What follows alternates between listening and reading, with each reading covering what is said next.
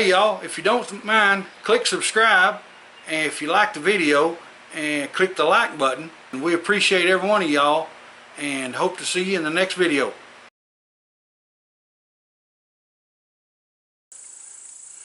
Hey y'all, Fat Man Outdoors. As you can see, I'm out here absolutely just thoroughly enjoying this 75 to 80 degree mid-October weather. It's making it where it's a little bit too warm to bow hunt, and I don't like to hunt when it's like this, because if you shoot a deer and he runs a ways and you're a few hours finding him, you could lose the meat on that deer. So I don't like to hunt when it's above 60. But there is some stuff you can do as a deer hunter to help your chances of killing a deer in this warmer weather. Now what I've got here today on Old Greenie, I've got a salt block, and I've got a couple of bags of kernel corn, but I've got also my atomic bomb when it comes to deer hunting: peanut butter. I don't know why. I don't know if maybe it's the sweet smell or the oils that's in it, or what it does. Deers love peanut butter. Now, I've got a unique way that I use this, and I'll show it to you here in just a few minutes. But what I'm going to do is, because I live in the state of Kentucky and I hunt on my own private land, I can make bait piles for deer. And some people say it's unethical, yada yada yada. Do you go in the woods and hunt under an acorn tree? The deers eat the acorns, right? So technically you're hunting a baited area. The only people that's not killing deer in baited areas are shooting them out of hay fields, and guess what? Those guys don't kill very many deers. So deal with it. But what I'm going to do is I'm going to make my bait pile with my corn. But now a lot of people think just tear the corn bag open, dump it out on the ground, and you're done. I don't do that. I cut the side of the corn bag open and lay it down on the ground so that they have to work a little bit to get to it. And what that does is it'll get them used to staying in one area and concentrating on something else instead of concentrating on their surroundings.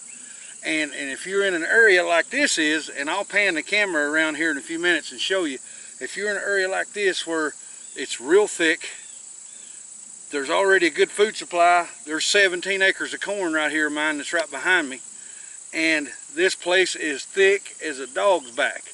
But when that corn gets cut, my blind's up that way about 100 yards in that fence row, and when that corn gets cut, you can see all this down in here. You can see it real good. You got a real good shot all in this area and across the cornfield as well. After we cut the corn, we always miss some. The picker don't get it all.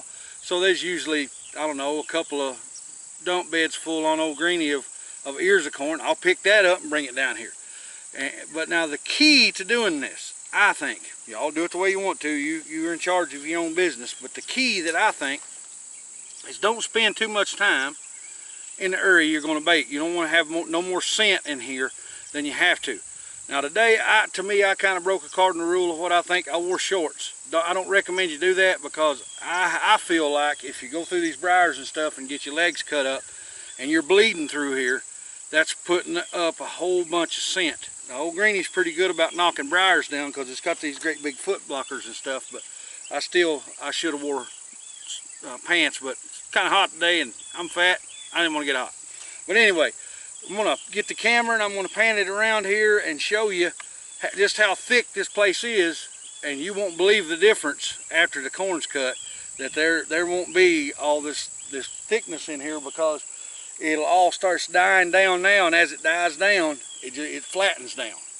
And then what I do when I do come in here, I take a different path each time through this thick stuff, running over it with my ATV, and it knocks it all down. And by the time we're ready to start deer hunting down here, nice and flat, you can see a country mile, and the deers will be able to find the food you got put out easily.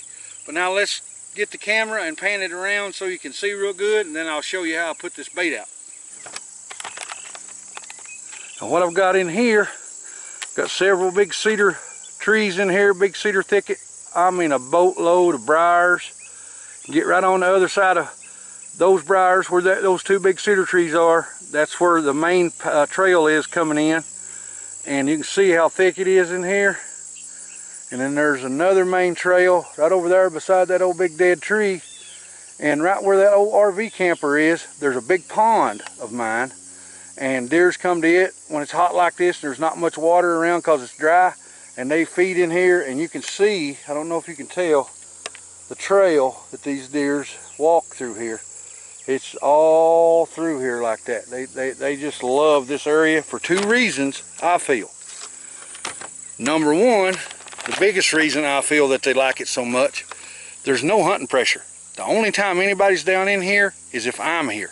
And the only time I come down in here is to put food in my food plot or to hunt. So there's not a lot of pressure. And I try to always come late morning to early afternoon. So I know those are the times the deers are somewhere else, bedded down. They're back in that thick stuff on the other side of this cornfield, laying down, and I'm not going to disturb them. I don't ever come early in the morning, and I never come late in the evening unless I'm here to hunt. So now let's get the corn down and our salt block out, and then I'll show you what I do with this peanut butter. All right, y'all, you can see I've just thrown my corn sack down on the ground here. Same thing with my salt block. I've just got it thrown down on the ground. They're going to smell this salt and this corn, and it's going to bring them back into here because they're going to visit that pond a whole lot in the late evening when they first get up out of their beds, and they're going to want something to drink. And then they're going to find this salt, and it's really, really going to help. All I do, I got my little credit card knife here. I split that open.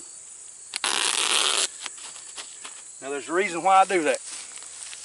The reason again why I do that is that will keep the deers at the sack longer, and it'll actually help to keep the corn drier so it won't start sprouting and get soft. It'll last a lot longer. But when they come into this, it will get them, they'll stand here and paw on these bags and flip corn out of there with their noses. I've seen them do all kinds of crazy stuff when you do this. But it works, it helps. It causes your corn to last longer, and it causes the deers to want to stay in one spot a little bit longer. So now I'm going to show you what I'm going to do with this peanut butter. Okay, now what I've got is just a partial jar of old cheap peanut butter. It's been sitting around at the house, and the oil has started to separate, so people don't really like it after that. You can stir it up and still use it, but nobody seems to. What I like to use is these little cedar saplings. Because they have the needles on them and they don't go away, you've got something that the peanut butter will hold to. And then I just borrow one of my wife's ice caking spreaders, and I just cake it all over the leaves, or the limbs, sorry, of these little cedar saplings. There's a couple of them here. I've already got one. Guys, deers love this stuff. I mean, absolutely. I don't know what it is about it, but now this is deer candy right here. Don't be afraid to put too much, because you can't.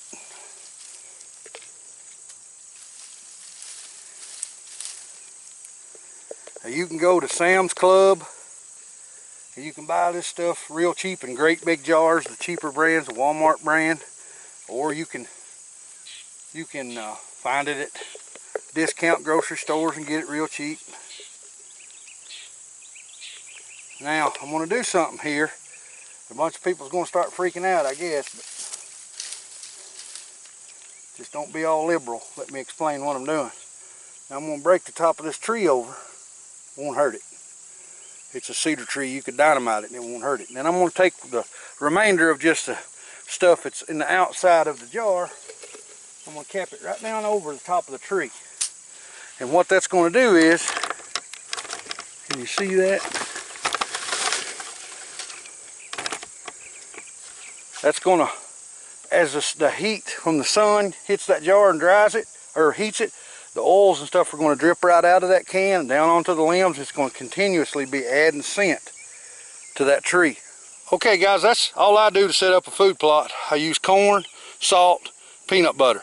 Now, the week before muzzleloading season opens, I will come down here with a couple of like 5-pound bags of apples and split them 4 ways and just scatter them around in this area. You don't want to leave big pieces so that they can just pick it up, eat it, and be gone. You want smaller stuff so it'll give them a reason to stay in that area for more time. But guys, I appreciate y'all watching. See you in the next video. It's the Fat Man. I'm gone.